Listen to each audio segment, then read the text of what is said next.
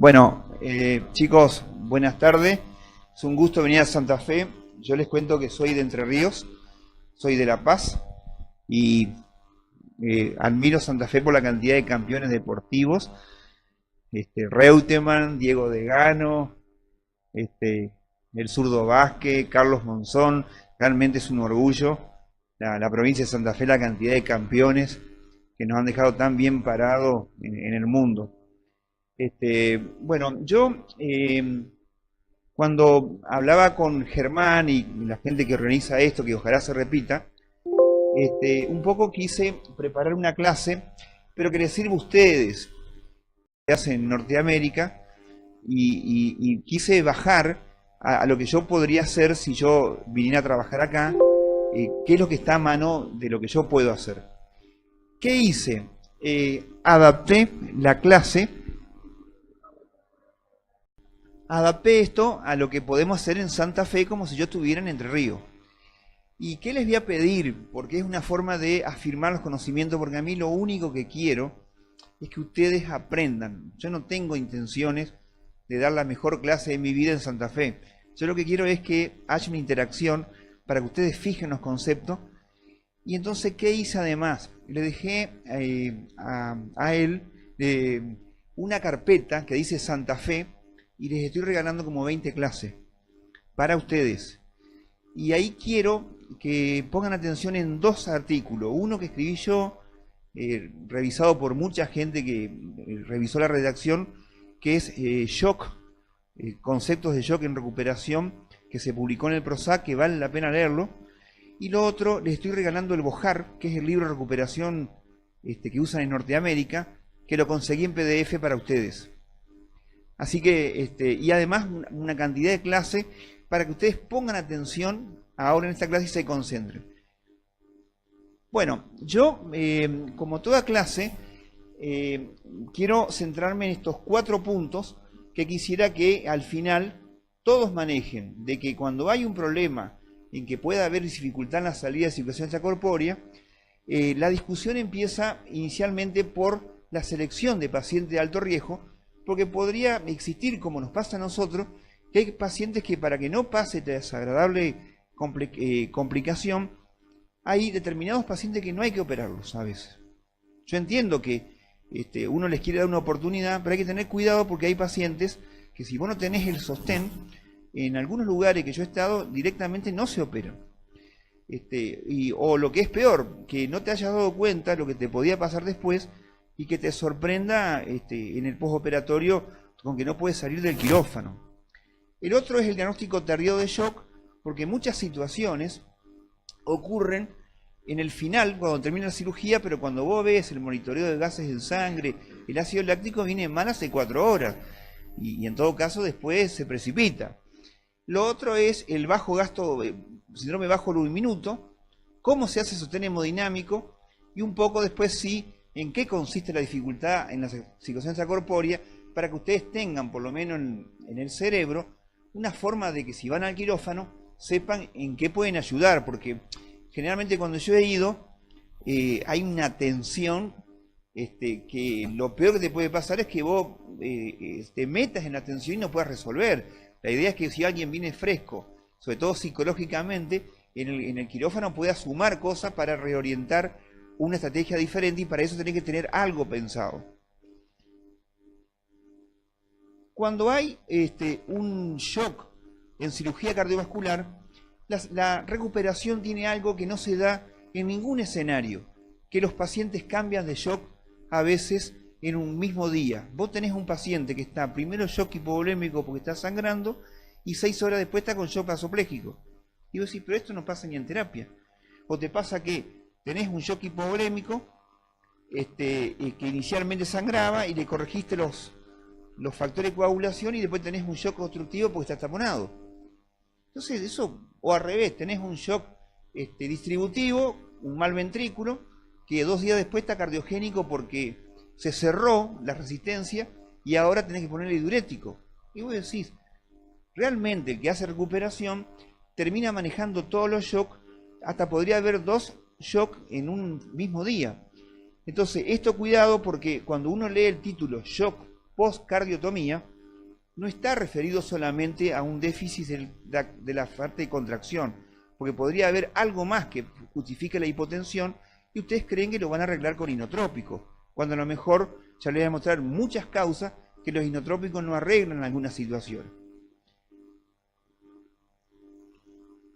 Es claro que los pacientes son más graves en esta época. Yo me acuerdo cuando yo hacía las primeras guardias de recuperación, que nadie operaba pacientes de 80 años, era excepcional. Y hoy casi 20% de los pacientes tienen esa edad. Encima cuando vos le decías al paciente, mire, lo vamos a tener que operar, bueno, todo el mundo quiere seguir viviendo, ¿viste? Yo lo que veo es que nadie dice que no, ¿viste? Y más grande, nosotros operamos un paciente de 97 años, y cuando le fuimos a decir, bueno, pero de última el tipo va a decir que no, y cuando fuimos, quiere operar a su tipo. Bueno, por supuesto lo operamos, y a los 8 días estaba en la casa, no podía creer lo que estábamos viendo. Después me llamaba Jorge, dice, me duelen los huesos. ¿Qué lo operamos? Estoy constipado. Bueno, pero claramente hay más diabéticos. Hoy en la base de datos casi 40% son diabéticos, infartos previos hay mucho, falla renal hay mucho, angioplastias de stent tienen la mayoría de los pacientes, malos ventrículos. Antes en una base de datos era más o menos el 5% de malos ventrículos definidos cuando tienen menos de 30% de pacientes de inyección, y hoy es casi 10%. Reoperaciones. Yo fui a Norteamérica y veía cuarta reoperación, tercera reoperación, no podía creer lo que está discutiendo. Y comorbilidad, ustedes saben que el EPOC es la quinta causa de muerte en el mundo y va a ser la tercera causa de muerte en 20 años. Y no queda tan claro porque no son todos fumadores, pero hay muchos EPOC que después lo opera y no le puede sacar respirador. O sea, muy lindo toda la discusión vascular y después resulta que no lo puede estubar. Enfermedad carotidia, son vasculares severos, bueno, este es el escenario. El otro escenario son los malos ventrículos, que menos mal que ha aparecido la opción de operarlos sin bomba. En Norteamérica no les gusta tanto la cirugía sin bomba, pero porque tienen todo un circo y un negocio con las asistencias. Entonces cualquier paciente que pasa la dosis inotrópica máxima, enseguida viene la gente de ECMO y le ponen, y hay toda una cosa que por supuesto terminan salvando más pacientes, es verdad, cuando vos leís un artículo que tienen 1% de mortalidad, pero gastan $1 millón con esos pacientes, lo cual nosotros con el sistema de salud no lo podríamos hacer. Pero digamos, para operar pacientes con malos ventrículos, tengan en cuenta que también hay que tener un sostén de recursos y una economía que a lo mejor en un centro como Cleveland Clinic, que operan 14 cirugías por día, una asistencia una por mes, no es tanto. Pero en algunos lugares acá que podemos operar 2 pacientes por semana, ¿cómo vamos a tener una asistencia? Por eso yo cuando estaba aprendiendo la clase digo, yo no les puedo hablar de lo que hacen en el mundo, sino lo que podemos hacer nosotros. Y de hecho a mí me pasa en el hospital, yo para indicar una asistencia tengo que hablar con varios, porque estamos hablando de 200.000, 400.000 pesos, mínimo, y después lo que pueda gastar. Después hay algo que ha aparecido en esta época, que son los malos lechos. Ustedes saben que, acá me va a corregir mi amigo de Esperanza, que un stent se puede poner más o menos hasta 2 milímetros de diámetro y un puente hasta 1 milímetro. Pero esto es un problema porque, los malos lechos, ustedes saben que los puentes pueden ser nuevos. Obvio que son nuevos, un puente mamario, una radial o un puente venoso, pero están prendidos en una arteria antigua que está enferma.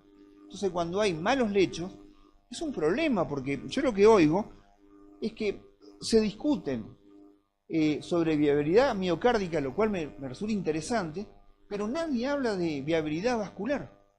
Entonces se arman congresos, se habla de la resonancia, de la cámara gamma, de la forma de encontrar la viabilidad, pero resulta que cuando vos tenés que decidir operarlo, nadie miró los puentes, ¿a dónde van a ir? Entonces yo digo, pero ¿y de qué estamos hablando? Porque está bien, para la viabilidad miocárdica, si el problema es la función, yo tengo drogas, milrinona, levosimendan, el balón, lo puedo operar con o sin euforia, puedo angioplastiarlo perfectamente, le pongo un balón, hago angioplastia de riesgo, pero lo puedo hacer.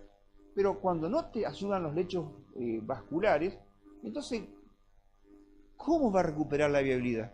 y nadie habla y parece que están todos de acuerdo en no tocar este tema. Nadie quiere hablar de los malos lechos, que es un término que tampoco nadie lo define. ¿Qué significa? Está calcificado, tiene lesiones en tándem, son arterias muy finas, no sé. Fíjense que cuando este es un trabajo antiguo pero vigente por el concepto, que cuando las arterias tienen 1 milímetro, la mortalidad es del 15 a casi 16%, y cuando la arteria tiene 2.5 a 3.5, la mortalidad es del 1.5. Entonces tiene que ver con lo que yo estoy diciendo. De hecho, a veces me dicen, vieron que es muy común que digan, es perfecto el cuerpo humano, y yo creo que tiene un gran defecto, las coronarias. Porque las coronarias, imagínense, el corazón late en la tercera semana intrauterina y no deja de latir hasta que una persona muere. Y eso está prendido por 2 cañitos que se llaman las coronarias. Y cuando son buenas tienen 3 milímetros. Cuando vi eso digo, ¿qué son? ¿Perfectas? ¿De qué? ¿Perfectas para vivir 65 años? ¿Qué pasa? En este país, ¿saben cuántas personas hay de 80 años? 1 millón en el último censo. ¿Y saben cuánto hay de 100 años? 4.000. Entonces digo, ¿pero por qué llegaron a tanto tiempo? Porque antes, ¿quién no tenía una abuela, un amigo que tenía 100 años, que no se le entendía lo que hablaba, pero estaba viva? Pero ahora, yo lo que veo es que hay mucha gente grande y que encima quiere seguir viviendo. Como yo digo, quiere seguir participando. Bueno, esto es, ¿y quién es uno para decirle a este sí y a este no? ¿Lo operamos o no lo operamos? Porque quieren, o les pasa algo diferente. No están enfermos de las coronarias, pero lo tienen que operar del colon. Y vos lo estudiás y tienes las arterias colgadas. ¿Y qué hacen? No se opere. No, se operan, pasan la unidad coronaria, y por eso hoy, más que unidad coronaria, nosotros hablamos de cardiología crítica, porque te empiezan a ver pacientes que nunca lo habíamos visto nosotros. O sea, la unidad coronaria es una parte de algo que se llama, que es más grande, que es la cardiología crítica. Después están los scores, que son varios. Este es el Euroscore, que yo veo que se hacen, pero no reflejan a los pacientes que tenemos nosotros, porque los scores tienen que estar calibrados según el centro y cómo se opera y la cantidad de cosas que tenés. Yo veía en Norteamérica, estuve en Cleveland 3 veces, y veía la importancia del enfermero 1 a 1, un enfermero que cuida a un solo paciente. Es más, hacían competencia a ver quién era el enfermero que tenía menos mortalidad. Yo sí veía una foto del enfermero del mes. ¿Qué es esto? Le digo, no, este es el enfermero que menos se le murió a los pacientes. Ah, ¿el enfermero determina la mortalidad? Bueno, y aparentemente era así, porque competían, no se daban información entre ellos. Pero, Dios mío, ¿qué? Bueno, y después entonces, cada vez que vos operes a alguien del corazón, ustedes saben que la clásica es operarlo con circulación extracorpórea, ¿no es cierto? Para los malos ventrículos. Y acá hay que tener mucho cuidado, porque la salida de bomba, para pacientes que tengan menos de 30, es otra cosa que les quería decir. Uno dice, un mal ventrículo tiene menos de 30. Pero el problema es que a veces hay de 20, a veces hay de 15. Y cuando vos decís, digo, pero vos estás seguro de lo que está por hacer. Porque yo no veo que este tipo vaya a salir, y tengamos cuidado con lo que vamos a hacer, porque no vaya a ser que, aparte de los cirujanos, lo operan y después te lo tiran al paciente a ver qué haces vos. Entonces, yo siempre digo, guarda, porque la recuperación empieza antes, durante y después. Porque después, ¿qué vamos a hacer nosotros? O te preguntan, ¿qué le habrá pasado? ¿Qué le pasó si tenía 15% de fracción de eyección? Entonces, cuidado con esto, porque acá va a haber un clampeo aórtico, que hay un primer sufrimiento, que es un sufrimiento isquémico, y cuando desclampeen la aorta, más la cardioplejía, va a haber una segunda injuria, que es la reperfusión. O sea, al corazón le pegás 2 veces, justo al que no. Y después está el tema del corazón latiendo, que hay 2 formas de hacerlo. La que es sin bomba pura, o sea, ni siquiera está canulado, o lo canulás por las dudas, pero no lo metés en bomba. Y hay algo que están haciendo en algunos lugares, que sin clampearlo, o sea, nunca se detuvo, lo apoyan con la circulación extracorpórea. Es decir, hacen el puente en mamédula de A, pero apoyado con la bomba, pero sin clampearlo. Es decir, nunca hubo clampeo. Porque el que es sin bomba tiene que ser sin ningún apoyo de nada, pero cada tanto lo tienen sin bomba y lo apoyan, lo canulan, para hacer el puente más difícil, que casi siempre es el de la circunfleja. Coincido con lo que decía Entonces, el corazón latiendo es sin parada cardíaca, no hay cardioplegía, hay menos tiempo de isquemia, hay menos riesgo de aortoembolia porque no está clampeada la aorta. Ahora, ¿qué dice el mundo? El mundo dice que no hay diferencia. Es decir, los americanos, cuando yo vi, a ellos no se les mueren los pacientes con bomba. Lo que pasa es que tienen el resguardo, que si llega a andar mal, tienen la asistencia donde llaman a la gente que pone un ECMO y lo ponen en 10 minutos. Nosotros no tenemos esto. Entonces, cuidado, yo creo que la primera atención que tenemos que tener, si estamos preparados, pero no por un tema de inteligencia, sino por un tema de complejidad para sostener un paciente que tiene mucho deterioro del corazón antes de operarlo. Esto es con bomba, y fíjense lo que se hace. Le hacen el puente mamario y los puentes venosos, que a los americanos les encanta el puente venoso, pero les voy a decir por qué, cuando en realidad lo que hay que hacer son puentes arteriales.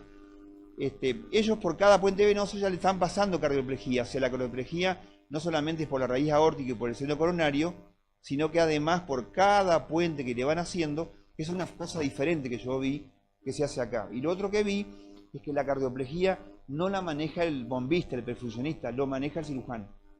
Y me dio la sensación que usan más dosis.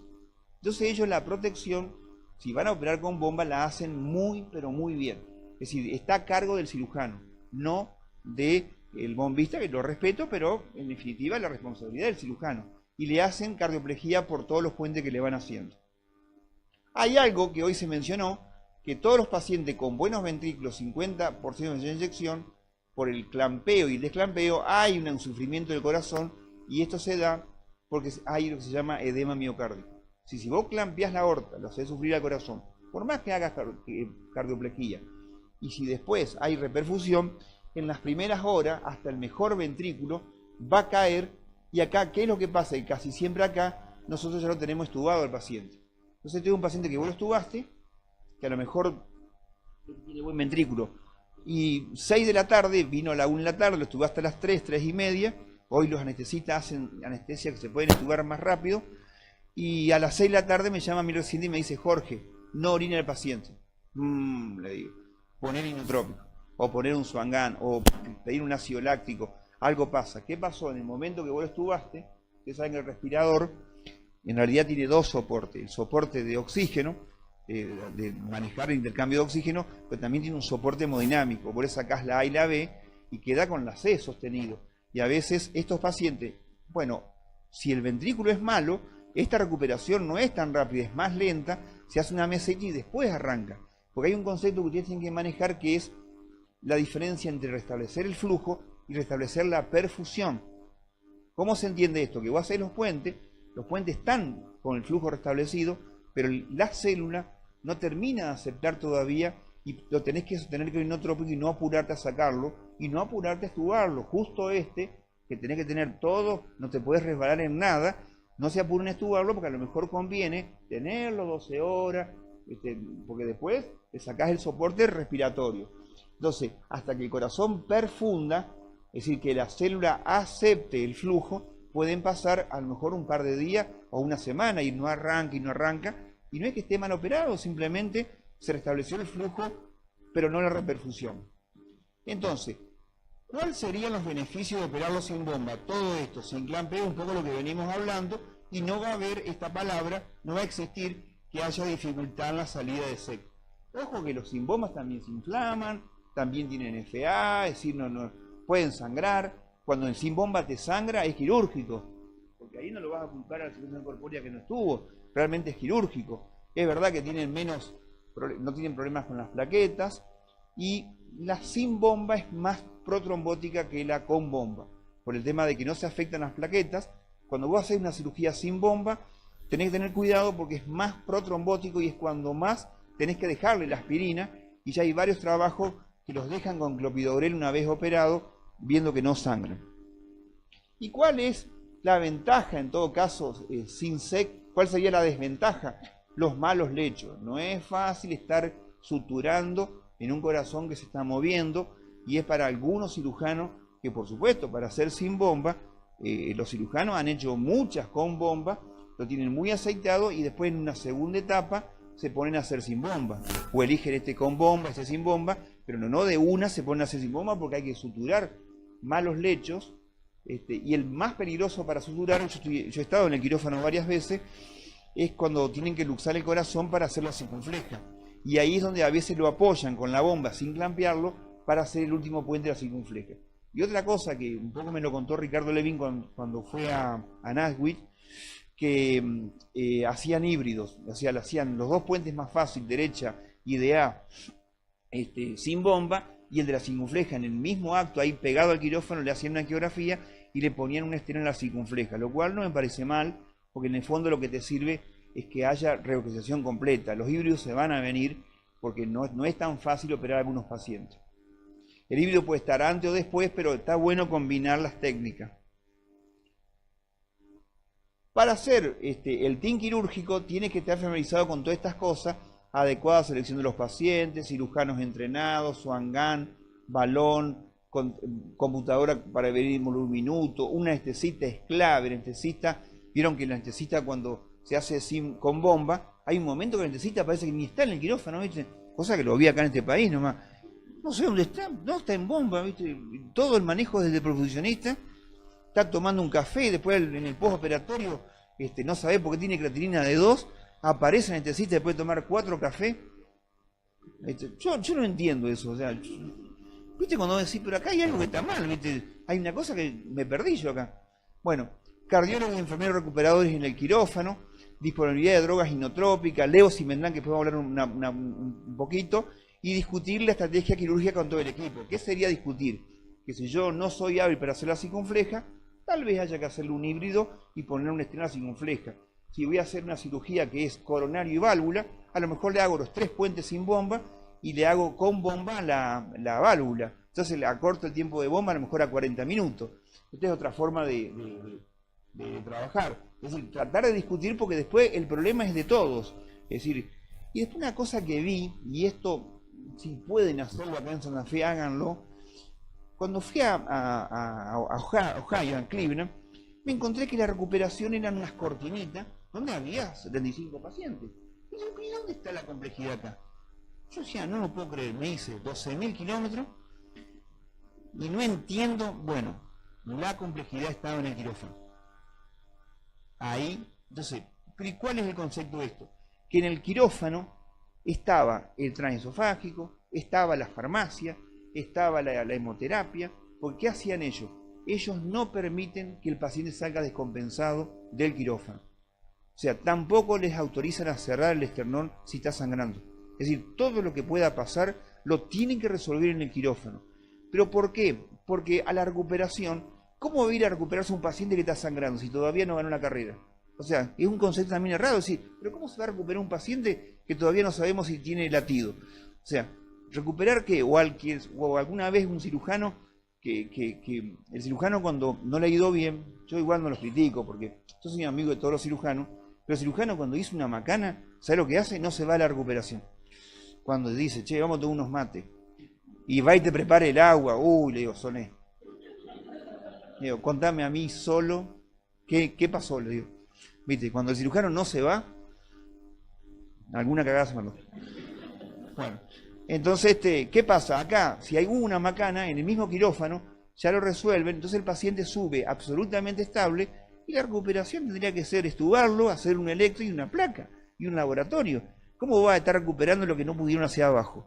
Entonces se entiende que un sangrado médico quirúrgico vos lo tenés que corregir en un postoperatorio con un tórax cerrado cuando no se pudo recuperar abajo. Entonces yo vi que la NASA, para hacer un término que les levante el tema, estaba en el quirófano, o sea, no subía ningún paciente sangrando, porque aparte piensen, si ese cirujano le llega a sangrar a ese paciente, son cirujanos que operan 3 cirugías por día, tiene que volver a lo mejor a las 2 de la mañana y está operando el último que terminó a las 10 de la noche. Entonces se están ahí hasta que no sangra nada y vos ves que el paciente no sube, pero cuando sube prácticamente lo estuban. Esto es lo que han hecho. Entonces cuidado con eso porque si no, un servicio que opera 14 cirugías se quedaría sin banco de sangre si tienen que seguir operando. Tampoco la sangre sobra en todos lados. Pero, y lo otro es que ellos manejan algo que se llama dedo de oxígeno. O sea, ellos no quieren que el paciente, hasta que lo pueda estabilizar, contraiga un dedo de oxígeno que después, aunque esté bien operado, muere de shock refractario por la gran respuesta inflamatoria que tiene el paciente, por la cantidad de tiempo que estuvo sin resolver el problema. Porque eso cuenta el reloj. Vos podés decir, mirá, yo lo sostengo, pero el sostén no es solución, es solamente una escalera que vos le das a un paciente hasta que soluciones el problema.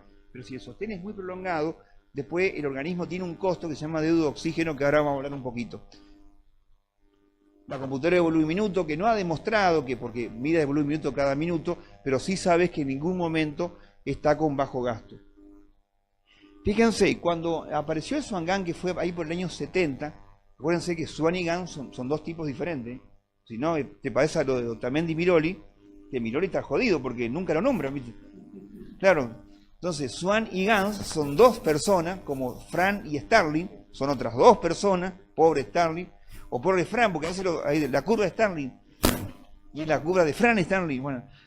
Entonces, cuidado con eso. Bueno, acá este es el primer trabajo en el año 77 donde demuestran que todo paciente en la recuperación que tenía menos de 2,2 de índice cardíaco tenía muy pocas probabilidades de sobrevida. Entonces, cuidado con el bajo volumen minuto que se prolongan porque es la complicación más grave médica que puede tener una cirugía cardiovascular.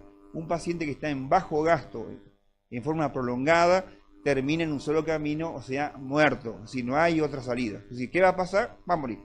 Entonces, antes que muera, sáquenlo de este problema porque se llama índice cardíaco. Uno dice bajo volumen minuto, pero como se divide por la superficie corporal, se habla de índice cardíaco. Y después una cosa que siempre yo lo demuestro en cada congreso que me toca hablar de este tema, que uno dice síndrome de bajo volumen minuto, acá podría decir síndrome de índice cardíaco bajo, pero fíjense la cantidad de causas que pueden llegar al síndrome bajo volumen minuto. Y miren, vamos a hacerlo entre todos. Taponamiento, gradiente intraventricular aumentado, isquemia, infarto, neumotora, trastorno de conducción, dificultad en la salida de bomba, que es un poco este tema, leak perivalvular, taquiarritmia, TEP, falla severa del VI previa, autopipo que está mal ventilado, hipotermia, sangrado médico, hipovolemia, falla de BD, atontamiento, hipotiroidismo. El hipotiroidismo es causa de falla de bajo volumen minuto, y hasta que no le pasás levotiroxina endovenosa no sale, por más que le pongas inotrópico, y es característico de ver que está con resistencias altas, no tenés idea de lo que le pasa, no tiene nada en las coronarias, y por ahí ves una TSH de 12 que nadie la vio. Bueno. Pero fíjense acá lo curioso acá, que si uno dice el bajo volumen minuto se maneja con inotrópico, fíjense, el taponamiento es quirúrgico. El gradiente intraventricular hay que suspender los inotrópicos porque aumenta el gradiente. La isquemia infarto, el problema es la arteria. El inotrópico será una escalera. El neumotora será un tubo de drenaje. El trastorno de conducción será un marcapaso. Acá sí podrá usar el inotrópico. El leak perivalvular es reoperarlo. La taquiarritmia es cardiovertirlo. El TEP es reperfundirlo. La falla severa puede ser. La autopsia sería mejor ventilarlo mejor. La hipotermia sería calentarlo. El sangrado médico quirúrgico suturar el vaso y corregir las plaquetas. La hipovolemia, pasarle líquido. La falla de BD la puedo entender. El atontamiento lo puedo entender. El hipotiroidismo será pasarle levotiroxina. Entonces dice, ahora, todos están con inotrópico. Y el inotrópico, encima, no es una droga amiga del corazón. Es más, podría llegar a aumentar la mortalidad. Entonces, cuidado con esto porque esto es común, pero cuidado que acá se mezclan causas quirúrgicas y causas que no se van a solucionar con inotrópico, se van a empeorar. Y otra cosa grave, lo van a retrasar al diagnóstico. Es decir, vas a estar, pues si un taponamiento lo tenés con inotrópico y no sabés qué tiene, no es lo mismo reoperar un paciente a las 2 horas que está taponado que a las 8 horas, a las 10 de la noche, cuando viene el cirujano, que después encima te lo trae, pero ese dedo de oxígeno le puede costar la vida. Después te pregunta y dice, ¿cómo? Yo lo operé y ahora está muerto. Sí, lo operaste a las 10 horas. Después la otra forma es de verlos con el láctico, que yo entiendo que tiene algunas limitaciones porque el láctico puede tener causas de aumento, pero sí quedar claro que un láctico duplicado, nosotros tenemos como 2 el normal, de 4,5, fíjense la poca sobrevida que tiene. Entonces cuidado con los lácticos. Nosotros estamos haciendo un trabajo láctico en el hospital y a nosotros los lácticos que nos preocupan son los lácticos que tienen taquicardia. Porque también un uso del láctico exagerado, pero a nosotros los lácticos que tienen 110 de frecuencia nos está dando que son los verdaderamente graves. Ahora, si yo tengo un láctico elevado, no puedo mirar para el costado, por más que sea inflamatorio, por más que sea el hígado que no lo aclara, puede estar frío, pero me tranquilizaría que esté bien. Acá están algunos de los oxigenadores tisulares y clínicos que uno puede usar para manejar el paciente. Todo esto en Santa Fe se puede hacer, saturación venosa mixta en el Swan-Ganz, donde se ponga así, pero sí pueden sacar saturación venosa central de la PVC, si tiene menos 70 pueden trabajar. Lo otro puede hacer el delta PCO2, es buenísimo porque cuando es más de 6 y no necesitas mucha complejidad, correlaciona con bajo gasto, con hipovolemia, es buenísimo, porque aparte de esto lo que está explicando, porque acá son oxígenos tisulares indirectos, pero acá está viendo, lo que se llama hipercapnia tisular, este concepto establezcanlo. Y después que cuando un paciente está mal, que viene mal en el quirófano y todo eso, todos estos mecanismos de adaptación, la taquicardia, la vasoconstricción, el aumento de presión de fin de hiato, la extracción de oxígeno, que cada vez mayor, el ceder el oxígeno a los tejidos, tiene un tiempo, es decir, los mecanismos de adaptación del shock tienen un tiempo, es decir, no van a durar eternamente. Entonces ustedes tienen que ver que si viene mal, a mí no me molesta que el paciente venga mal, me molesta que cuando estuvo mal no se ha hecho nada para revertirlo. Yo no tengo problema que me diga, mirá, no lo podemos compensar, venite al quirófano a ver qué podemos hacer. Y yo quisiera participar en ese momento, que es menos trabajo y menos riesgo para el paciente. Pero sí me molesta ver que 4 horas para atrás todo esto estaba pasando y nadie pareciera revertirlo. Ni hablar. Bueno, y este es el concepto de oxígeno, que es del año 64, que hay que aprovecharlo porque lo hicieron con perros y ahora vieron que hay gente que quiere más los perros que la gente. Yo no puedo creer eso tampoco. Yo tengo perro así, pero más que un tipo jamás lo voy a querer al perro. No lo puedo entender. Bueno, ahora si llegabas a hacer un experimento con perro, te cuelgan. Mira. Bueno, acá, ¿qué hacían? Le tomaban el consumo de oxígeno y antes de extraerle sangre, y era de 100. Entonces, ¿qué pasaba? A medida que le sacaban sangre, caía la presión arterial y caía, por supuesto, el consumo de oxígeno. Y esto se llamó dedo de oxígeno. Entiendan por qué los americanos tienen la NASA en el quirófano.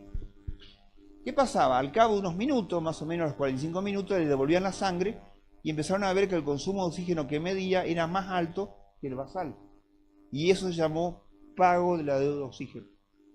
Ahora, lo curioso de esto es que cuando se le devolvían la sangre después de los 45 minutos, todos los perros fallecían.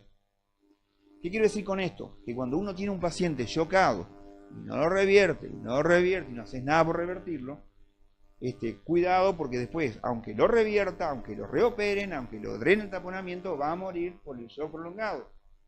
Entonces cuidado con esto, porque esto, imagínense si en 45 minutos pasa todo esto, porque a los 30 se salvaban todo, pero pagaban un de oxígeno, y a los 45 se morían todos.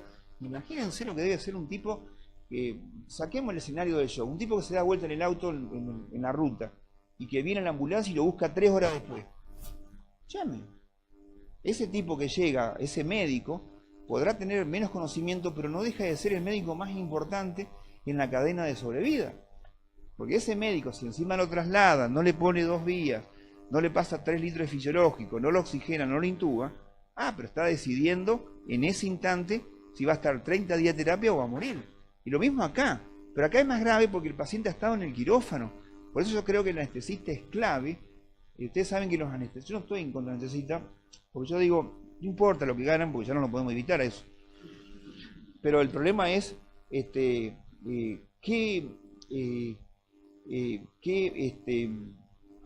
cómplices somos nosotros a veces en dejarlo hacer macana. Pues no importa, qué sé yo lo cardiovierto y para mí me saluda el tipo y me trae una plastaflora. Y al anestesista le paga 4.000 pesos. Ya está, eso yo no lo puedo hacer. Pero lo que yo no le permito al anestesista en el área donde yo estoy es que el tipo se vaya. No, le digo. Quédate hasta que el tipo reanime. No me dejé a mí el problema, porque yo humanamente lo voy a cuidar al tipo, pero esta es tu situación. No, pero tengo que hacer otra. No, quédate acá. Y yo en eso soy, pero salomónico, Y los chicos me quieren, los residentes, porque dicen, este tipo siempre nos deja con el paciente. No, le digo, pónganse enfermos y no me avisan. Yo le he hablado a varios y decían, no te vayas porque encima le das un mal mensaje a los chicos de formación. Esto no se puede hacer. Bueno, pero lo que voy es que es clave el manejo anestésico y en el intraoperatorio para todo lo que pueda pasar después. Porque si no, no es solamente el mal ventrículo, es el mal ventrículo sumado a una serie de cosas que no se corrigieron en el tiempo debido. Y fíjense que esta es una diapositiva que inventé yo, que cualquier insulto, acá podemos poner un infarto, podemos poner un politrauma, podemos poner, si quieren, una cirugía, hay un shock temprano, donde hay un momento que pocos vemos, pero cuando el bajo en un minuto está instalado y viene el portero y te dice, Jorge, está en bajo en un minuto, quiere decir que yo estuve distraído en esta parte. O sea, hay una parte de la película que yo me comí y que cuando el portero te viene a avisar, estás en el horno porque realmente has perdido muchísimo tiempo y de acá queda la línea roja donde puede ocurrir que sobrevida, que haya falla multiorgánica o que haya shock séptico porque este paciente, al pagar la deuda de oxígeno, no le puede sacar la complejidad, no le puede sacar el introductor, no le puede sacar la sonda vesical, no lo podés estubar porque está distresado y entonces termina a lo mejor falleciendo de la causa más frecuente de fallecimiento, que es el shock séptico en el cuidado crítico. Entonces vino a operarse el corazón, pero por todo lo que le pasó termina muriendo con bacterias intrahospitalarias, porque vos no lo podés descomplejizar. Pero cuando vos analizás eso, hay una serie de cosas por la cual no le podés sacar el introductor. La deuda de oxígeno que pagó y el momento que vos no viste, que se llama shock temprano. Si yo tengo un paciente que tengo láctico elevado, que tengo saturación baja y me quedo mirando, no tengas problema, más tarde va a tener bajo gasto. Y ahí está el portero esperando. Cuando viene el portero y te avisa, algo no está bien. O sea, hay alguien que se durmió acá. Este shock es muy fácil de corregir y este ya es complicado porque esto acá es 50 y 50. Puede 50% salvarlo y 50% perder. Y para mí como médico es desagradable, yo no quiero ver estos pacientes. Una cosa es que venga porque se complicó, se rompió la aorta, se disecó, y otra cosa es que pase pudiendo haberlo evitado. Eso no puede ocurrir. Entonces ustedes tienen que ser expertos en este lugar. Por eso les pido que lean lo que se publicó en el PROSAC, porque fue una cosa que me pidió Ita, que es mi jefe, que escriba algo de el paso previo a que pasen estas cosas. Y me lo corrigió mucha gente y les va a ser útil. Cuando se hace una cirugía con bomba, obviamente que hay una situación, hay una cardioplejía, ¿se acuerdan que es con sangre y potasio? Que se empieza a detener el corazón, se clampea la aorta, hay una inducción cardioplégica, hay un mantenimiento y una reperfusión que le van aflojando la cardioplegía, suspendo, hay desclampeo aórtico, acá está el anestesista, acá no sé por qué no está, no puedo creer, está el respirador, el tipo está tomando café. Años dice que lo más grave que le puede pasar a un anestesista es que se le pierda el talonario de fracturación.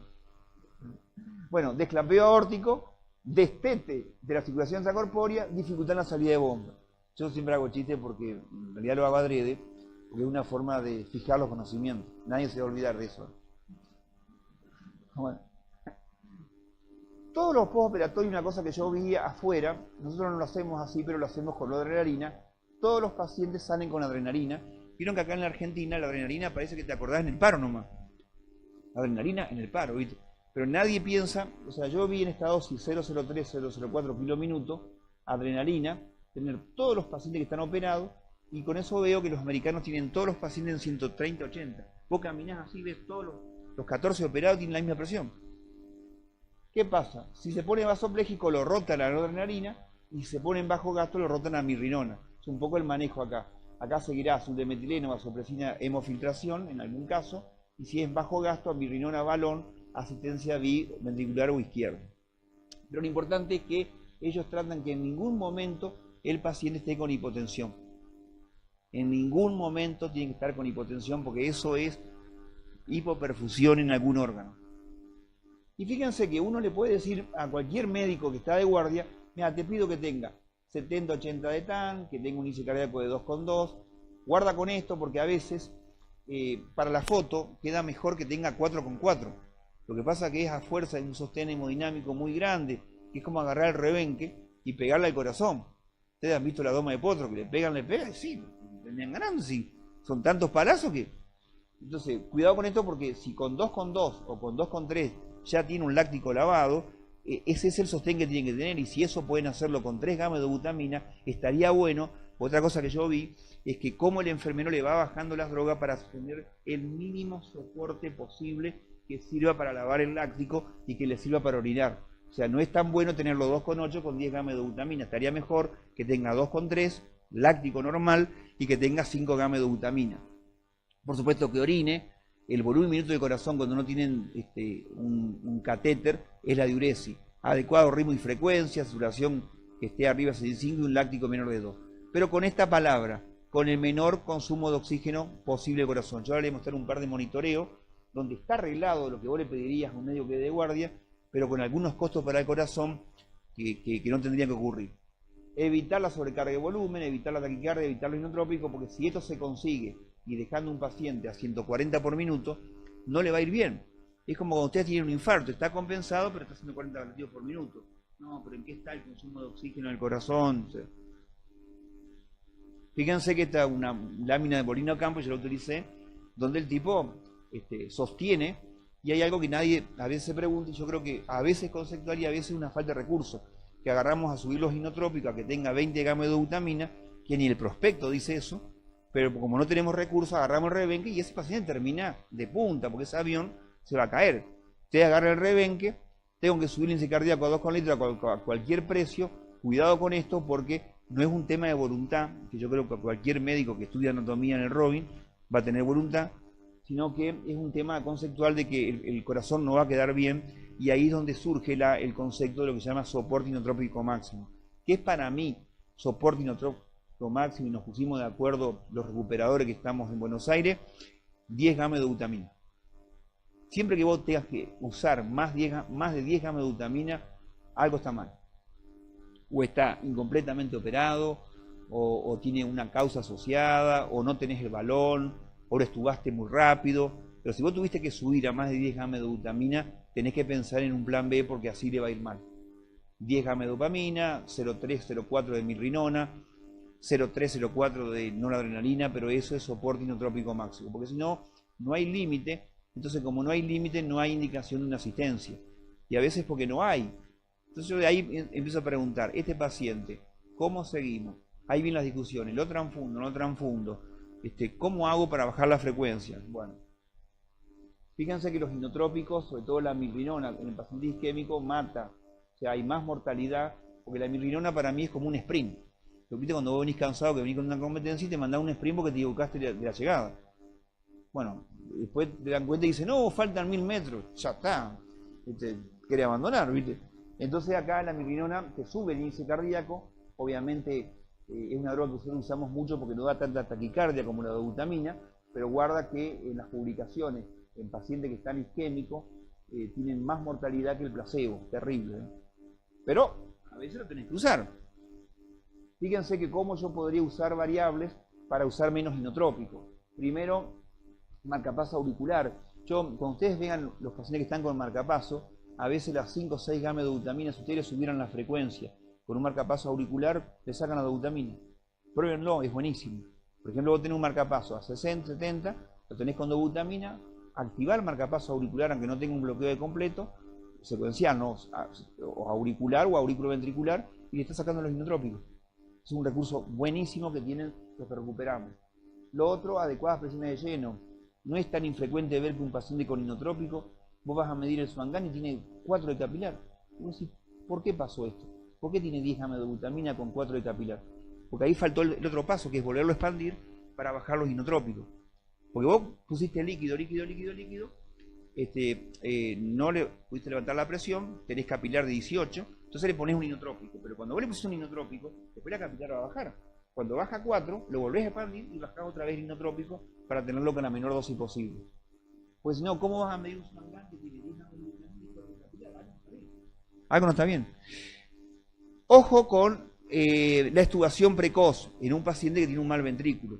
A lo mejor conviene esperarlo, pueden ser muy rápido con mucho, pero justo con cuidado, porque por ahí lo extubás a las 7 de la tarde, encima viene el cambio de enfermería, lo dejás al otro médico que no conoció el paciente, peligrosa, y la noche es larga, ¿eh? A veces conviene dejarlo intubado, a las 7 de la mañana que están todos, vienen los jefes que están todos perfumados, genios totales. A mí me pasó siempre, digo, ¿pero cómo se da cuenta en un minuto lo que yo no me da cuenta en 12 horas? Ojo con el ahorro de transfusiones, porque los trabajos sobre transfusión, y que es verdad que aumentan la mortalidad, son para pacientes estables.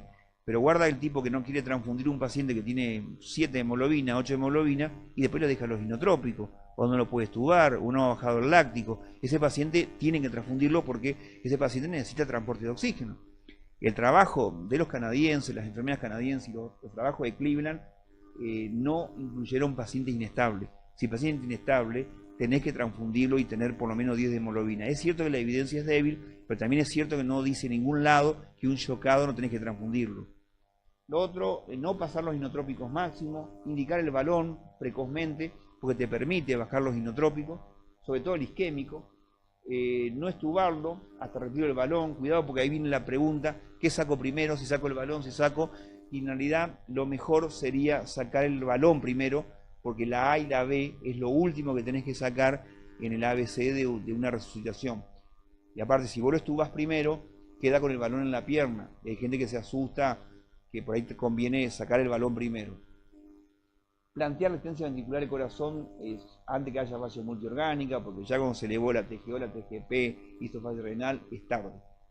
Fíjense acá, este paciente tiene 17 de capilar, está sin droga y tiene un índice cardíaco que está bajo.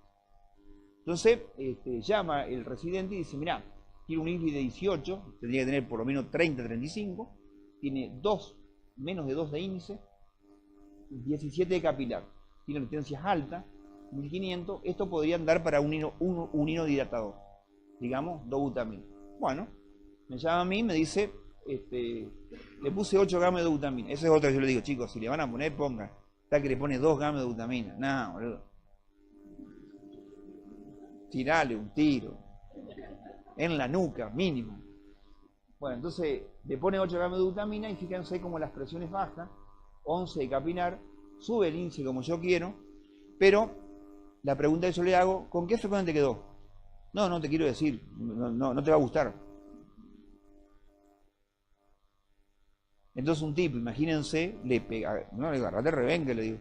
Entonces, ¿qué hace acá? Acá lo que corresponde es expandirlo para bajar estas 8 gamas a 4 gamas. Que este es el paso que a veces no está. Porque voy a decir, está bien, lo arreglé, pero guarda que lo arreglé dejando en 125 de frecuencia, algo no está bien, ¿no? Y aparte no corrigió el IRB. ¿Se acuerdan que el 18 sigue siendo bajo?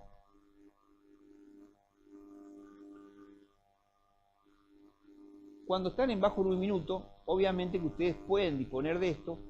No olviden lo que les dije de que la suma de la expansión más un marcapaso, que lo tienen ahí con el cablecito, les puede solucionar un montón de problemas para evitar los inotrópicos. Y después ven, está el bajo en un minuto con baja resistencia, con altas resistencias vasculares sistémicas y con alta intensidad. El peor de todo es este, porque este se llama shock mixto, que tenés bajo en un minuto con resistencias bajas. Pues, ¿qué te pasa? Si vos le pones un inodilatador, mejora el volumen minuto, pero se cae la TAM. Y si le pones un vasoconstrictor puro, te sube la TAM, pero te cae el gasto. Entonces, habitualmente uno combina milrinona con noradrenalina, podría ser.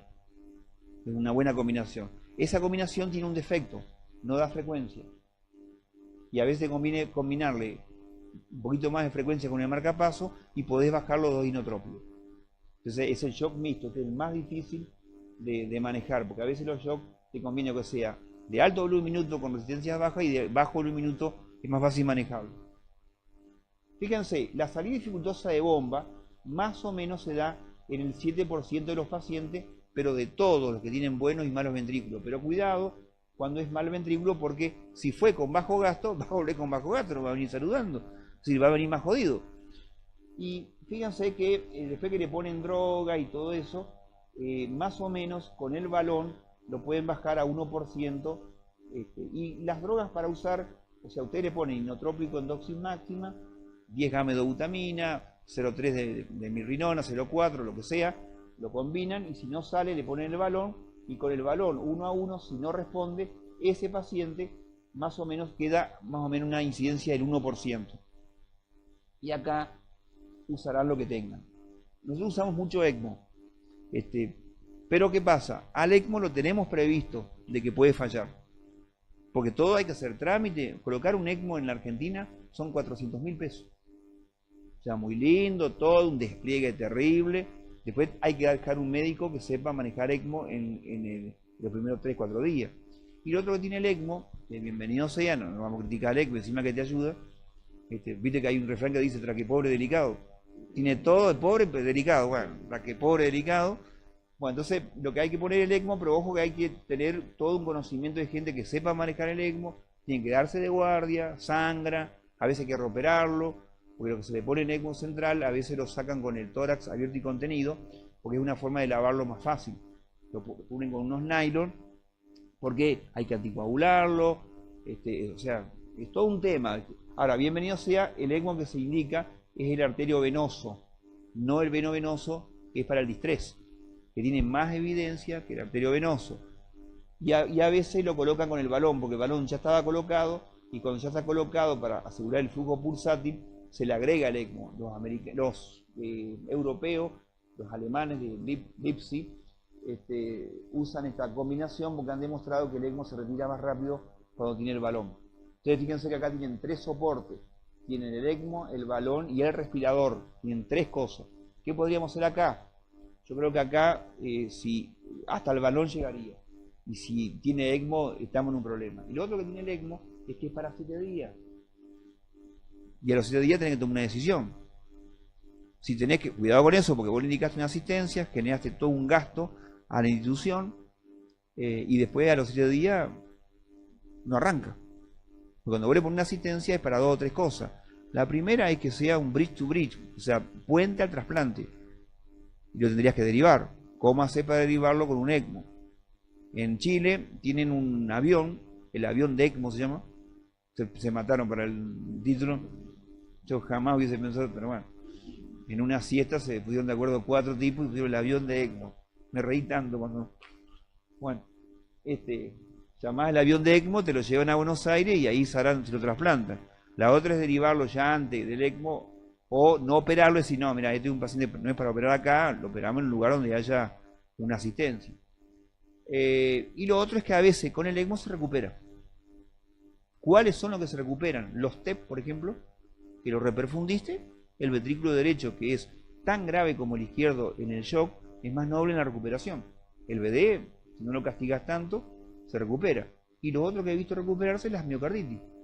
Le pones un ECMO, una miocarditis, y el hecho de sostenerlo y aliviarlo, bajarle las drogas, ¿qué tiene a favor del ECMO ahora? Que asiste los 2 ventrículos. Es decir, porque hoy hablábamos con que el Impela es un gran recurso. Acá cuando entra el Impela, es caro el Impela, pero sostiene más que nada el ventrículo izquierdo. Las asistencias izquierdas también, ojo cuando hay falla derecha. Por eso el ECMO le pega justo al TEP. Un TEP que no sale, el ECMO es fundamental. Y después si hay falla derecha aislada, que cosa que también tenés que saber, a ustedes les podría pasar en algún paciente valvular mitral por fiebre reumática que tiene hipertensión pulmonar. O sea, vos tenés que prever con qué droga vasodilatadora, si llega a haber dificultad en la salida de bomba por el BD, vas a usar. No te puedes sorprender en el postoperatorio. Tenés que venir, poner un Swan-Gun, medir la resistencia, probar con dobuta, probar con nitroglicerina, nitroprusiato, y si las resistencias no son fijas, se puede operar. Pero guarda con sorprenderte esto, pero nosotros en los que no pudimos, el óxido nítrico que vale $3.000 indicarlo, o la rama inspiratoria del respirador, le indica es bárbaro, realmente es buenísimo, porque lo que tiene el óxido nítrico muy importante es que vasodilata nada más que el lecho pulmonar, entonces no se te cae la presión sistémica.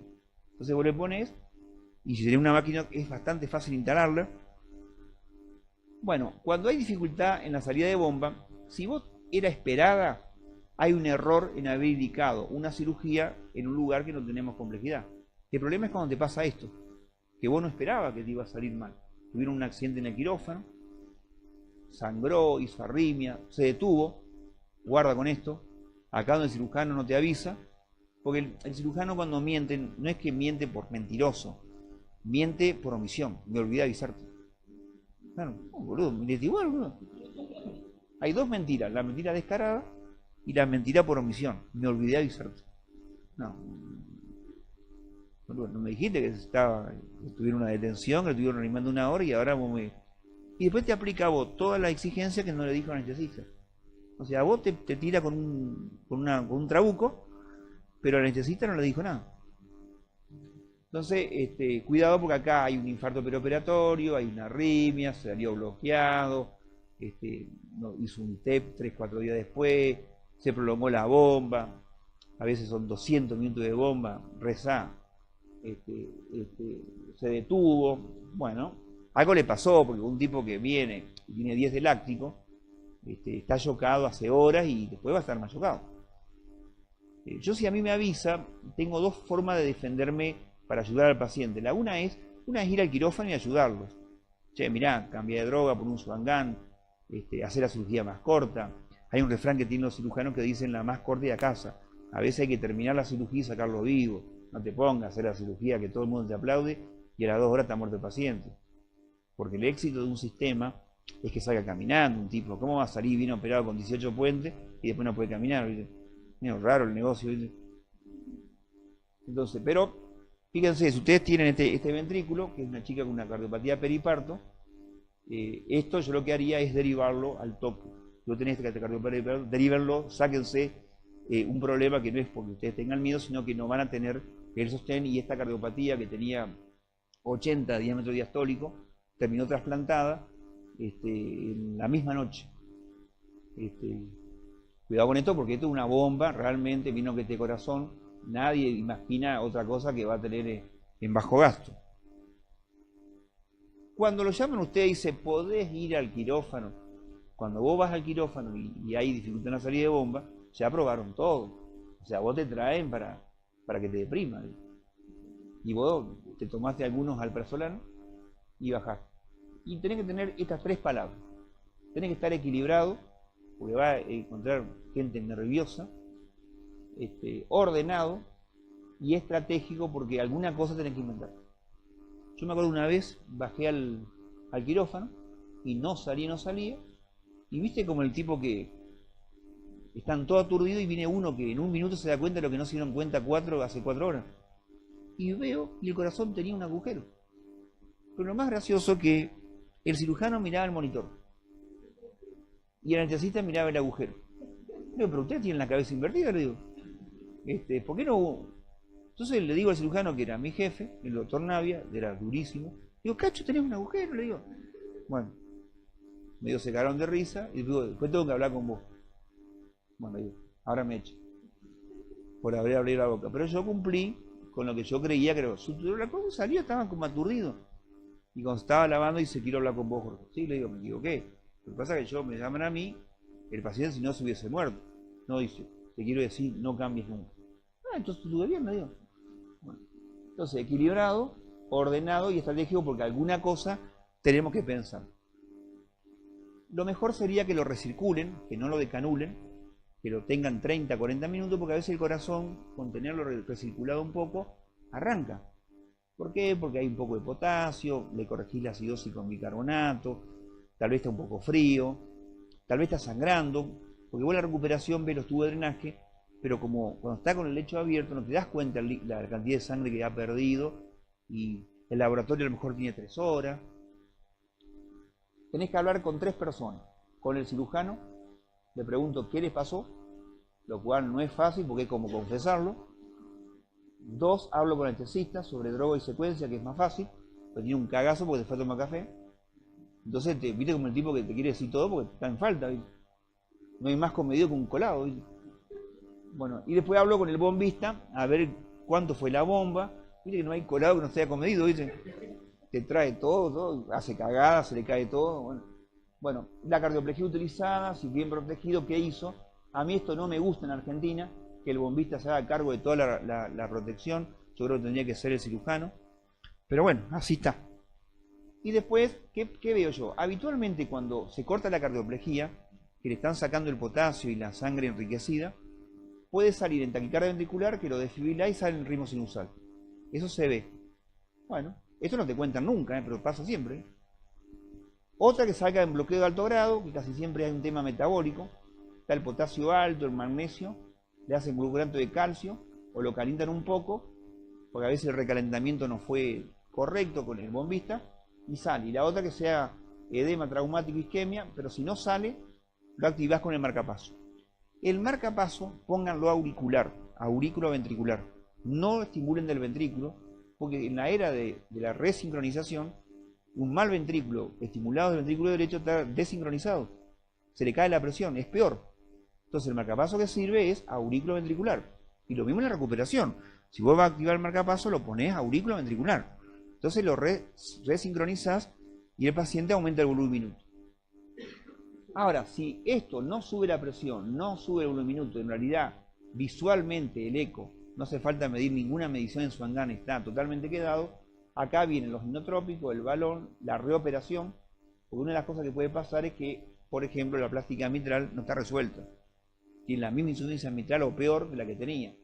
La otra, hay una fístula, una endocarditis que no la vieron. Y ahí lo que te conviene es llamarlo al que hace transesofágico, que te muestre desde adentro qué es lo que él ve. Y es muy valiosa el aporte del tipo que hace el transesofágico, muy valioso. Porque el tipo te va a decir, che, ¿de qué lo operaron? Che, pero el ventrículo derecho no se mueve. No, pero hicimos un puente radial a la coronilla derecha. No, hacer un puente venoso distal no arranca el ventrículo derecho. Le hacen un puente y arranca. Pero el que te orientó es el que hace transesofágico. O el transesofágico te dice, che, la válvula mitral ustedes la arreglaron porque está peor que antes. No, metieron en bomba de vuelta, arreglar la válvula mitral, cambiala. O lo que nos pasó una vez en el hospital naval, la válvula aórtica era chica. Dice, no, pero tiene un gradiente de 140. Le pusieron una válvula chica, cambia la válvula. Eso es el transesofágico, es clave. O te dice a veces, che, pero no está tan mal el ventrículo. Tiene obstrucción al tracto de salida, sacarlo en inotrópico, pasarle volumen, pasarle sangre. Interesante. Si con todo eso no arranca, y el problema claramente es miocárdico, es peor. Pues yo desearía que hasta acá tengas corregido, porque entonces sí vas a tener. Y una de las cosas que yo he visto, que a veces los inotrópicos no tienen las dosis que dicen tener. ¿Por qué? Porque está mal diluido, no sabe la dosis, eso no es bueno. Un tipo que está sosteniendo un ventrículo que está, un tipo a punto de morir, no sepa las dosis inotrópicos. Ahí pensar en levosimendan es una opción que en Norteamérica no la autorizan a usar levosimendan, pero en Europa le puede hacer un bolo de levosimendan. También me interesa saber qué ventrículo falla. Falla el ventrículo derecho, falla el izquierdo, es biventricular. Bien. Si yo tengo esperable con mala función previa, lo que se hace en un mundo organizado es haber gestionado la asistencia ventricular con la obra social antes de operarlo. Y por eso lo operamos. Y por eso lo derivaron a un centro que, y les digo chicos, no es que sean más inteligentes, tienen los recursos. De hecho, yo no vi americanos tan lúcidos, pero sí tienen recursos y tienen el volumen del aceitado de tener 5 cirugías de este tipo por mes, donde está todo ordenado, todo aparece, ¿viste? Lo otro es no esperable, la isquemia, inadecuada protección miocárdica, suele ser una causa, infarto, isquemia, trombosis del puente, un poco lo que hoy se habló, falla técnica del puente, hay que rehacerlo, pero ojo que todavía estamos en el quirófano, este paciente no pasó a la recuperación, cosa que a veces pasa, que en la recuperación te empezás a dar cuenta de todo lo que tiene el paciente. Lo otro que sea isquemia son estas causas, inadecuada protección, alteración de un puente, falla técnica, vasoespasmo, reorganización incompleta suele ser una causa, o inadecuados lechos. Es decir, mirá, yo no tengo más que arreglarlo, llaman al cirujano y te dice, mirá, yo no tengo más que hacer. Bueno, si es así, llama a la gente que hace trasplante, le colocá una asistencia y entra en el trasplante en emergencia. Y lo sacás del quirófano con una asistencia. Lo otro que sean causas no isquémicas, que estas son las que vos podés corregir. Que esté frío, por ejemplo, un tipo que está a 33 grados, cuidado con eso, porque en la recuperación, si no lo calentaron en el quirófano, vas a demorar 1 hora por grado. A mí me lleva eso, con suelos calientes, calentando con el respirador, con la sonda, te lleva 1 hora por grado, así que si tienes 34 vas a estar 3 horas, te sangra, tenés varios problemas con los tipos térmicos. Lo otro que esté vacío, es raro, pero bradicardia sinusal, bloqueos, cuidado con esto. Gradiente ventricular, cuidado con las válvulas en posición aórtica, que además tienen hipertrofia. Anemia importante, guarda la hipocalcemia, cirrosis metabólica, hipercalemia. Mal uso de drogas, ferilefrina, mal uso del balón. Está el balón y está la curva mal. Ay, Dios mío. Peor todavía le va al paciente porque tiene por la mala curva, compite. O sea, en el momento que se cierra el globo, es cuando se abre la válvula aórtica. ¡Oh! Encima, digo, yo a veces he bajado, digo, pero copia la figura. Ni siquiera sos un gran copiador, le digo. No sabés ni hacer plagio, le digo. Copia como está la curva en el balón, le digo. Bueno, inadecuado, sostén inotrópico, revisar dosis. o falla el ventrículo derecho por hipertensión pulmonar severa, donde para mí es importante saber que la falla es derecha, donde yo puedo apelar al óxido nítrico y a drogas que solucionen el problema. O bien que tengan complicaciones mecánicas, donde acá te va a ayudar el gas transesofágico. Es imposible imaginarte solo esto. Válvula protésica aórtica chica, perforación del septum. Cuidado con esto, porque la presión del septum, si no tenés el Doppler, no te das cuenta, el ventrículo te da hipercontráctil, pero tiene bajo en un minuto. Tiene 1,2 de índice cardíaco, pero el corazón se mueve bien, porque tiene un cortocircuito. Entonces cuidado con esto porque va a tirar el flujo y lo va a ver. Desgarro a raíz aórtica, hoja canular, plástica mitral inadecuada, sangrado quirúrgico, obstrucción del óseo con la derecha, esto lo vi 2 o 3 veces. Ponen el que hace hemodinamia va a entender lo que le digo, ponen la válvula aórtica y tapan el óseo de la coronaria derecha. Entonces a la salida de bomba el bebé está inflado y no sale, y le tienen que poner un puente venoso a la coronaria derecha, por implante tapando el óseo. A veces el óseo está muy cerca donde se implanta la válvula, el óseo de la coronaria derecha. Entonces, shock postcardiotomía, máximo soporte neotrópico, 10 gamma, dijimos, balón, si no funciona asistencia izquierda-derecha, el ECMO yo diría, porque asiste a los 2 ventrículos, y si es falla derecha, pensar que puedo usar el ECMO ayuda, el óxido nítrico ayuda, y acá para que una asistencia para que haya recuperación metabólica isquémica del corazón o un puente a trasplante. Acá, cuando hay recuperación metabólica, ¿por qué se da? Porque en realidad para los americanos el soporte es cuando es sin droga. Ellos dicen que el soporte con droga no es soporte, porque ¿cómo va a ser soporte siguiéndole pegándole el corazón? ¿Cómo querés que se recupere de su isquemia si le seguís pegando? En cambio, cuando vos le pones una asistencia, sacás o bajás al mínimo los inotrópicos y entonces sí va a haber una recuperación metabólica isquémica, y para ello el soporte es una asistencia que no haya que ponerle inotrópico, porque si no, no se entiende. Esto nos pasó vino Julio Panza, que está en Nueva York, y nos decía, no, dice, una cosa es el soporte cronotrópico de drogas y otra cosa es el soporte con asistencia para que se descargue metabólicamente y isquémicamente un paciente. Para que esto funcione, tiene que ser una patología transitoria, una miocarditis, puede ser un TEP que está reperfundido, o un paciente que está arreglado desde el punto de vista quirúrgico. Si hubiera algo que no está arreglado, tampoco la asistencia es puente a nada. El balón, tan castigado el balón últimamente, sí sepan que hace todas estas cosas a favor. Lo único que tiene el balón, que es más lo que alivia que lo que ayuda, porque el volumen minuto del balón es más o menos de 200 a 500 mililitros. No te da alto volumen minuto, sino te ayuda. Pero cuando no tenés nada, cuidado. Hoy para el shock cardiogénico por infarto, que es otro tema, el balón está sacado, es una indicación ya 2B o 3.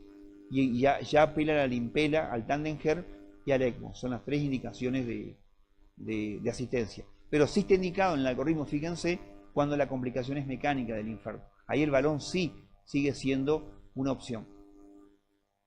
Yo leí el trabajo del balón en shock 1 y 2, para mí no está bien hecho, para mí lo van a tener que hacer de vuelta.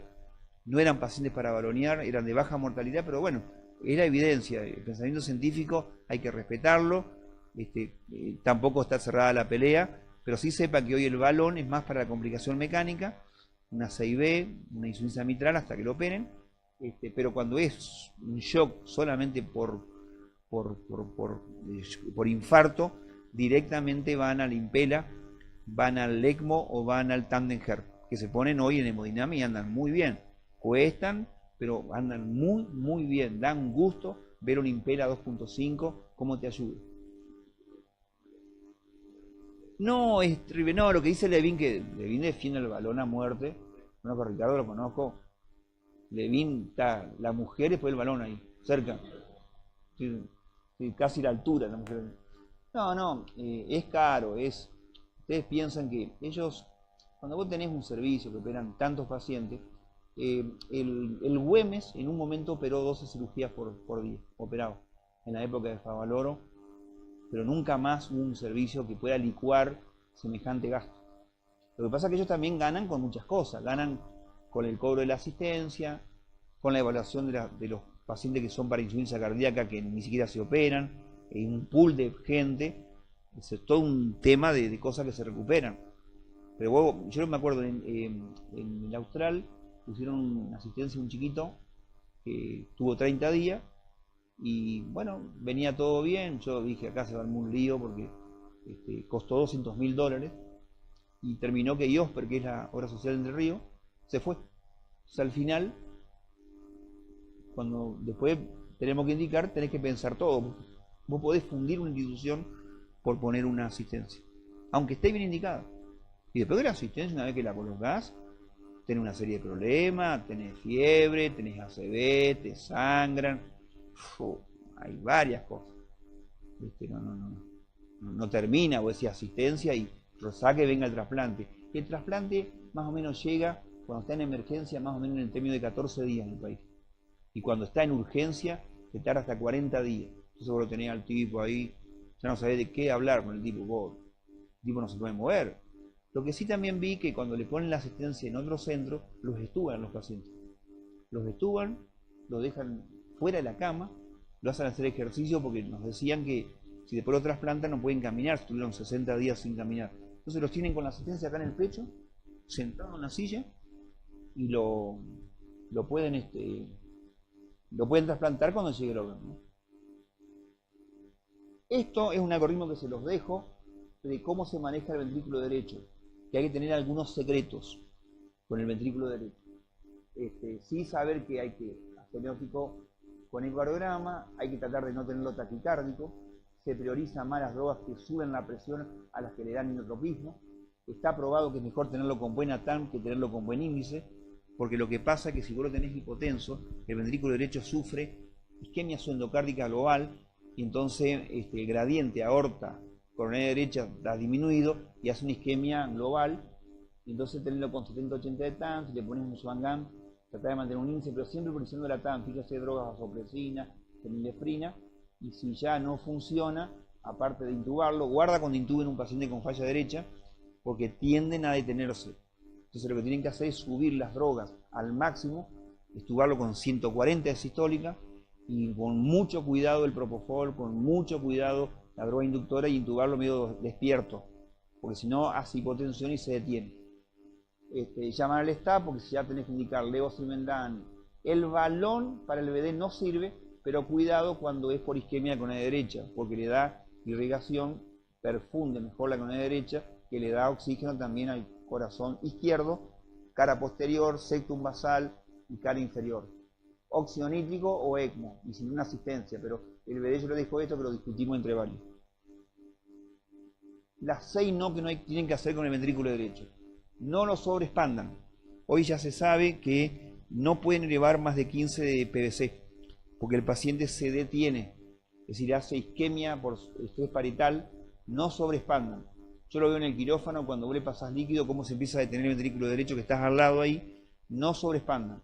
No tener hipotensión arterial por la isquemia que hablamos, súbanle la presión, es prioritario que tenga una TAM de 80, que no genere taquicardia, por eso anda mejor la noradrenalina que la dobutamina, no pasar la dosis entrópica máxima porque le seguís pegando, tal vez ahí viene la asistencia o el óxido nítrico, no demorar la solución del problema porque el ventrículo derecho es noble, o la asistencia. En el shock, el ventrículo derecho es tan grave como el izquierdo, pero en la recuperación es noble, si no le pegás, arranca.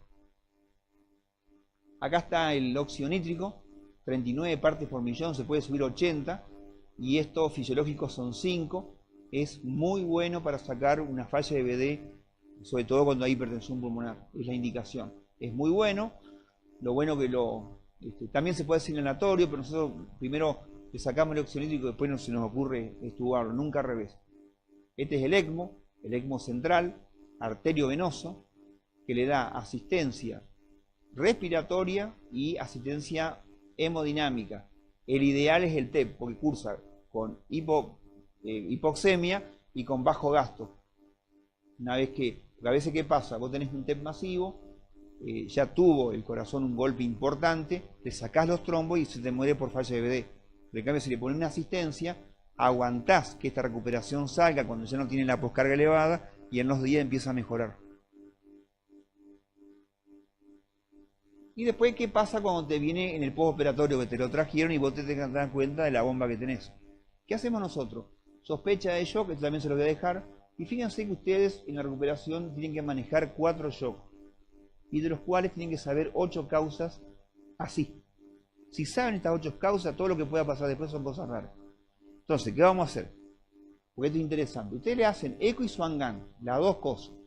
Porque el Swan-Ganz te permite saber qué cámara predomina más en el shock. No es lo mismo más falla de BRD que falla de BI. Y lo otro, ajustar los inotrópicos a la menor dosis, y el eco te permite la imagen. Hoy querés ver la imagen. Van a entrar unos transesofágicos que son por sonda, donde vas a tener permanentemente, bueno, ahí se terminó el Swan-Ganz, pero hasta que no vengan estas sondas, ustedes tienen que saber que hay 4 tipos de shock con perfiles, y más o menos son 8 o 10 causas. Hay 2 cardiogénicos, falla de BI, falla de BD, hay 3 obstructivos, el TEP, el taponamiento y la obstrucción al tracto de salida. ¿Está? Hay un hipovolémico que es el sangrado, y hay 2 distributivos que es el séptico y la vasoplejía del postoperatorio. Pero fíjense, vasopléjico, en realidad el sostén es con vasopresor, porque el volumen minuto es alto, tanto para el shock séptico como para el shock por vasodilatación. El hipovolémico es expandirlo, sangre, y en todo caso reoperarlo. En el obstructivo, en el TEP es reperfundirlo, en el taponamiento es reoperarlo, y la obstrucción al tracto de salida es sacar los inotrópicos, pasarle volumen y tratar de bajarle la frecuencia. Y en realidad, de todos los shocks post-cardiotomía, el único que se sostiene es este. Cuidado, pero todos tienen inotrópicos. Por eso yo creo que es fundamental entender lo que está pasando. Porque hasta podría, si usted tiene inotrópico con tapiento, no es que lo va a matar inotrópico, lo demora hasta tener diagnóstico. Por eso yo rápidamente pido el eco y decir, decime qué tiene. Porque a mí me sirve que el corazón no tenga la culpa. Porque yo ya entiendo que el inotrópico no tiene nada que hacer ahí. Y fíjense, son 2 y 3, 5, 6, 7, 8. De los 4 shocks obstructivos y los 8 perfiles de shock, en realidad solamente 2 necesitan inotrópico. Pero todos están con inotrópico cuando yo voy a ver la sala. Algo no está bien. Fíjense un hematoma, y lo que hay que hacer es drenarlo, nada más. Obstrucción al tracto de salida, miren lo que es el gradiente con la cimitarra, donde acá, miren la capilar que tiene, 18, te da ganas de ponerle diurético, índice cardíaco de 1.9, te da ganas de ponerle más inotrópico, y en realidad hay que hacer todo al revés. Es decir, no es mostrar el monitoreo que me confunde. Vos le ponéis diurético, se obstruye más. Le ponéis inotrópico, se obstruye más. Lo que hay que hacerle es sacar los inotrópicos. ¿Cuál es el peligro de esta combinación? Que si no sabes este dato se puede morir, que encima tenga montada una vasoplejía.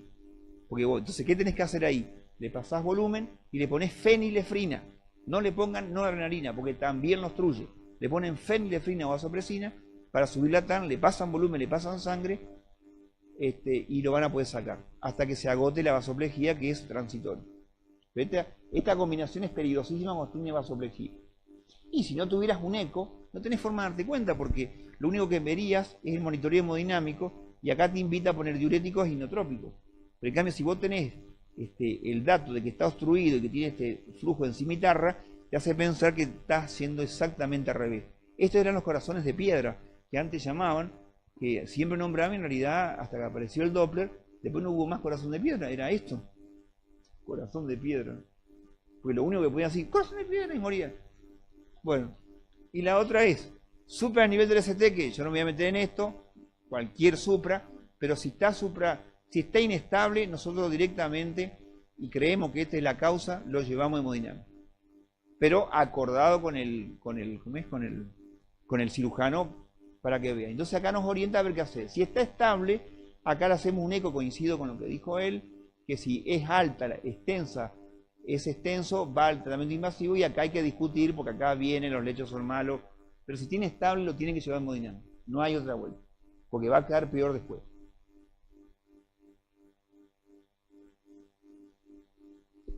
Cineconografía, vasoespasmo, nitroprusiato, papa intravenosa, intrapuente, intracoronaria, angioplastia de vaso inactivo, angioplastia del tronco protegido o reoperación. ¿Qué es lo que yo veo? Que muy pocos se reoperan. Cuando se reoperan es porque el cirujano sabe y lo lleva rápido. Entonces, según Mati ya te lo lleva. Está el agua así, dame 2 mates, y lo lleva. Ahí el tipo, ¿qué le va a discutir? Te pelea, te boxea si le llegan. Y después guarda con los bloqueos o con las bradicardias extremas, porque las veces que le pones un marcapaso, fíjense, 75 años, postoperatorio, mamaria radial, bajo el movimiento de glutamina 8 gamma y con el marcapaso. Le pusimos marcapaso, 1,9, y cuando le sacamos el marcapaso, 2,4. El marcapaso lo pone hipotenso. ¿Por qué? Porque lo desincroniza. Marcapaso ventrículo derecho no sirve. Para lo único que sirve es para que no haga una victoria. Pero no es para jugar hemodinámicamente aumentando la frecuencia. Es peor. Y en el mal ventrículo se nota más. Conclusiones nada más que 5. Primero, no operar un alto riesgo sin la debida complejidad. Esta mujer no es para vos. Hace poquito un presidente andaba con una chica y le digo, es de alta gama, va a tener problemas. Yo te aviso, esta mina tenés que ir a Nueva York, no te da el cuero. Fundamento. Es mi opinión. Puedes hacer lo que vos quieras. Discutir una estrategia con todo el servicio. ¿Cómo vamos a hacer? Si pasa esto, ¿dónde está? No lo vamos a operar a las 8 de la noche, lo operás de mañana, lo operás un lunes, porque después no vamos a operar un paciente de peor riesgo cuando todo el servicio está al revés, se fueron todos. Vamos a operarlo a las 8 de la mañana, un lunes que estemos todos, que nos caiga todo. Por eso lo tiene que decir el servicio. Corregir rápidamente yo temprano, no puede estar un tipo que está ahí todos en el quirófano para ver cómo podemos hacer. El diseño inotrópico es un puente, no debe estar asociado al soporte inotrópico máximo, cuidado con esto. Debe estar acordado, si yo lo soporto, ¿cuánto es el límite que yo digo hasta acá llego y le ponemos una secuencia? 10 gamma, 12 gamma. ¿Está? Y lo otro, no demorar la asistencia del corazón para que no pasa la falla multiorgánico. Cuando vos se lo indicás a una persona que ya está pasado, pues no hacen nadie, ¿eh? Cuando vos lo ves que ya está con láctico de 10, 12, está muerto el paciente, lo lamento. Ahí no vale la pena hacerlo. Bueno, chicos, ¿alguna duda? Si queda tiempo, le puedo tirar un par de chismes con otra clase cortito, con 10 minutos que los quiero dejar pensando, si quieren, pero yo prometo que son 10 minutos. Si vos me autorizás, bueno, entonces vamos con una clase que le voy a tirar algunas cositas que para pelear, pero yo quiero que usted lo razón.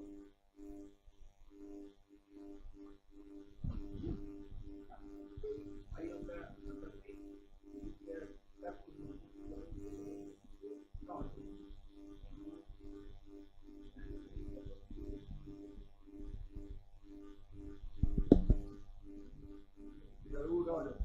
está bien. Acá, dice, acá hay algunos tips, pero no para confundirlos. Yo creo que ustedes, porque esto me pasó a mí estando con otra gente que estudia otras cosas, que voy a decir que sabía todo y no sé tanto. Bueno, un punto es esto, que la visión que tiene del shock el terapista es más tisular. O sea, el terapista piensa desde la célula, desde la mitocondria, ¿no? Y no está equivocado. Y el que hace cardiología en vez del volumen minuto. O sea, todo lo arregla con el volumen minuto. Y el terapista es más tisular. El terapista va a manejar mejor el respirador. De hecho, yo veo pacientes que están mejor ventilados. Y en todo momento, si peca de algo, lo va a sobrehidratar. ¿Qué hace el cardiólogo? No maneja el respirador, pero le pide ecocardiograma, de alguna cosa se ayuda. Pide troponina, le pide electro a los pacientes, siempre está pensando en el corazón y en todo caso si comete un pecado lo va a deshidratar. ¿Ves así? El tema es cómo podemos hacer para que de los dos lados nos podamos pasar la mejor atención. Pues en definitiva los pacientes son críticos, hoy son parecidos. Yo he hecho muchas guardias de terapia, soy especialista en terapia. Y créanme que no me sentí tan incómodo en la terapia. Aprendí a ventilarlo, por supuesto, a manejar los politraumas que no sabía, pero realmente aprendí lo tisular. El terapista va a manejar la hipopresión tisular y el cardiólogo va a manejar la reperfusión de las arterias. Bien, y después algo que me enseñó mi jefe, que estudia mucha fisiología, que el volumen minuto depende postcarga, precarga, para que esté la contractilidad, y acá siempre se comen, inclusive gente que da fisiología, la conducción. Y hoy cuando nosotros vemos los electrofisiólogos lo que saben, es impresionante lo que se está aprendiendo de la conducción con los marcapasos. Es decir, si este paciente tuviera un bloqueo de rama izquierda, aunque vos le asegures una precarga y una poscarga adecuada en entropismo, no estás solucionando el problema porque no estás hablando de ¿cómo es el cronotropismo? No está. Increíble, ¿eh?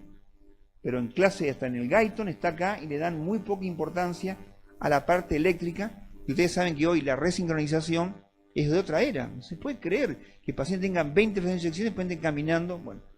Y después acá es muy difícil decir falla el BD, porque el corazón tiene un septum que es común y nadie sabe de quién es, pero está en los dos ventrículos. Este es mío, no si es mío, no, mirá que es mío. Como si vos tuvieras la misma novia y son dos tipos. Entonces vos tenés función sistólica, función diastólica. Es imposible que haya alteración de la función sistólica y la diastólica separado. Uno lo separa nada más que para que sea para aprender, pero es imposible separarlo. Y lo mismo la función izquierda y la función derecha. Hay más cosas en común. La coronaria derecha irriga parte del corazón izquierdo y casi todo el ventrículo derecho. El pericardio los envuelve a los dos ventrículos. El tórax le da presión a los dos ventrículos. Hay muchas cosas en común y las fibras suendocárdicas y suepicárdicas se entrelazan y hay algo que se llama en medicina interdependencia de los ventrículos que les propongo que lean porque van a entender un montón de cosas. Es difícil para... Y después, resistencia no es poscarga. Cuidado con eso. ¿Vieron cuando ustedes rotan en terapia que te dicen PIP es lo mismo que autopip? No, no es igual. O te dicen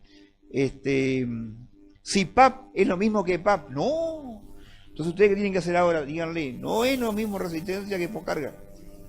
No es igual. PVC no es lo mismo que wedge. Wedge no es lo mismo que precarga. Cuidado con eso. Se parecen. Fracción de eyección no es función ventricular. Fracción de eyección es otra cosa. IDVI no es lo mismo que contractilidad. Se parecen, pero no es lo mismo. Fíjense, este corazón tiene 70 de volumen sistólico por 70 de frecuencia. De ahí salen los 4.900 del volumen minuto. Si yo lo pongo en 100, en 30, tiene bajo volumen minuto nada más que por un tema de frecuencia. Y nunca hablé de ni la precarga, ni de la poscarga, ni del inotropismo. Está en bajo gasto porque está a 30 por minuto. Resistencia, fíjense que está en menos PVC por volumen minuto. Y donde dice que esto es poscarga. Es resistencia. Bloqueo, a ver, fíjense esto, lo saqué del Marino. Acá está la resistencia vascular y poscarga hasta acá arriba. Miren cuántas cosas están en el medio para decir que es lo mismo. ¿En qué situación la poscarga no está baja y la resistencia está baja? En el shock séptico. La poscarga está elevada y la resistencia está baja. Cuidado, ¿eh? Miren acá, ustedes tienen un alto volumen minuto en un shock séptico de casi 8 de volumen minuto con capilar de 16, pero el IVI tiene 19. Y vos decís, ¿tiene alto volumen minuto? Sí. ¿La contractilidad cómo está? Mal. Bueno, ¿en qué consiste esto? Que vos le haces un Swan-Ganz y a lo mejor lo estubás al paciente y después no sabés por qué no anda mal. Tiene resistencias bajas con alto volumen minuto, pero el IVI tiene 19. Y mira lo que pasa acá. Dopamina 14 gamma, saturación está por debajo de 70 y no orina.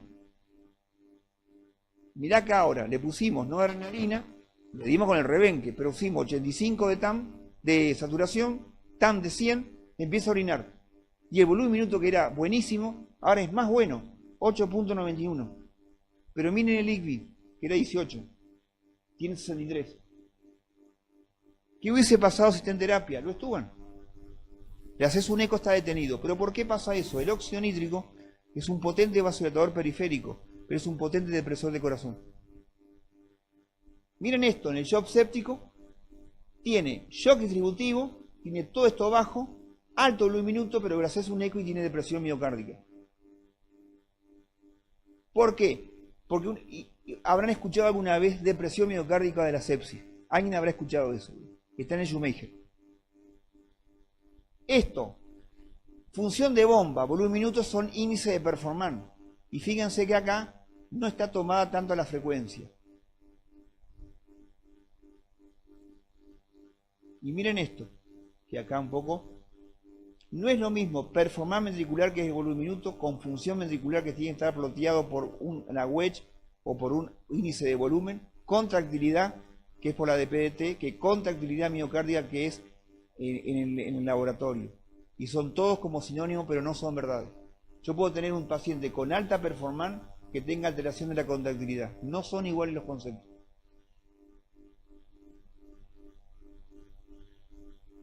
A ver, algo más. Miren esto. La gente que no quiere el Swan-Ganz, están por estubar un paciente, falla el winning, y en el momento que fallan, la capilar está arriba de 50. Los pacientes que no pueden estubar, cada tanto, un mal ventrículo para estubarlo, pónganle un Swan-Ganz, porque se van a encontrar con esto. Que cuando ustedes creen que está fallando desde el punto de vista respiratorio, está fallando porque la capilar hace insuficiencia cardíaca en el destete. Por eso los malos ventrículos, o le pones dobutamina para estubarlo, 4 gamas, 5 gamas, o le pones nitroglicerina y furosemida en el momento que lo estás por estubar, porque si no, no lo estubas nunca. Fíjense el ProNP cómo se aumenta en el destete.